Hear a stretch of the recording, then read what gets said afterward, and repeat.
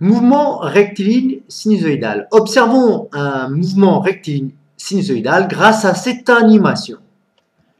Nous allons prendre l'exemple de cette masse M reliée à un ressort. La masse M vaut 1 kg, le ressort a une raideur K de 18 Newton par mètre. Les frottements seront annulés. Déplaçons ici le solide. Nous voyons que son amplitude est réglée à peu près à 35 mm. Nous relâchons.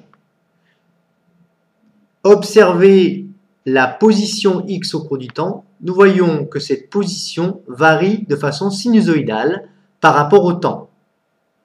La phase à l'origine était de 0 radian. La pulsation vaut 4,24 radians par seconde. Et la période d'oscillation, c'est 1,48 secondes. Période d'oscillation, eh bien, c'est la durée que met le solide pour revenir à sa position initiale.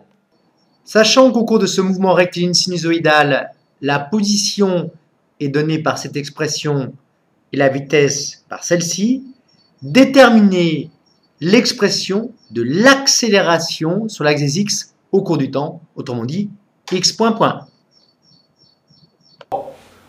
On a déterminé dans un premier temps la vitesse sur l'axe X du solide, qui est la suivante, et maintenant que vaut l'accélération X secondes, donc qui est la dérivée de X point par rapport au temps, autrement dit, c'est l'accélération sur l'axe X. Bien.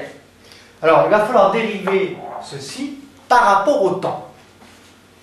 Nous avons donc la dérivée de X point par rapport au temps, qui est égale à la dérivée par rapport au temps de toute cette expression, xm fois oméga 0, qui est une constante, que nous allons pouvoir sortir de la dérivée, fois moins sinus de ceci qui est un angle qui varie au cours du temps.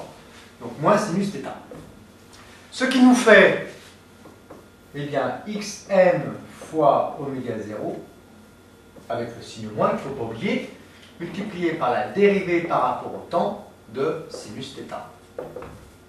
Or, la dérivée par rapport au temps de sinus θ, c'est égal à quoi?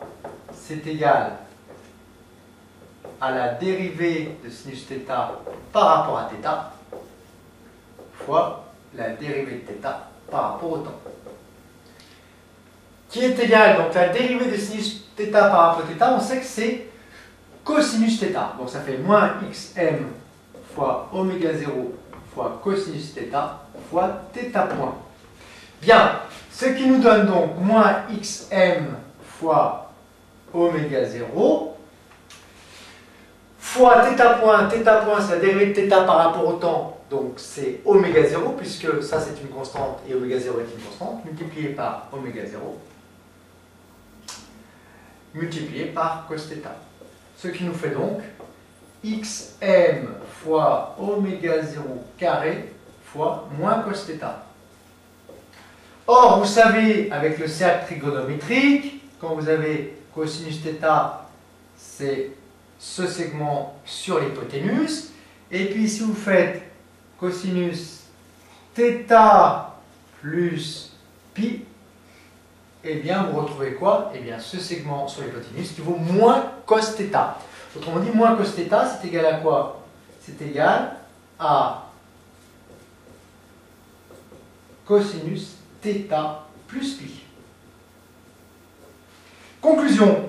Que vaut l'accélération sur l'axe X? Ça vaut xm fois oméga 0 carré fois cosinus de θ, c'est oméga 0t plus phi 0, oméga 0t plus phi 0, plus pi.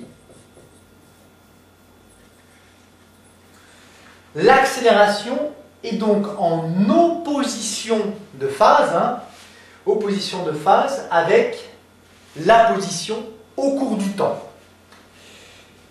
Vérifions ici si l'expression est homogène, xm est en mètres, oméga 0 est en radian seconde moins 1, donc en seconde moins 1, n'ayant pas de dimension physique, on le remplace par 1, donc ça fait seconde moins 1 au carré, seconde moins 1 au carré, ça fera bien seconde moins 2, et ceci, évidemment, est sans dimension physique, un cosinus. Donc ça nous fait donc des mètres secondes moins 2, ce qui est bien homogène à une accélération.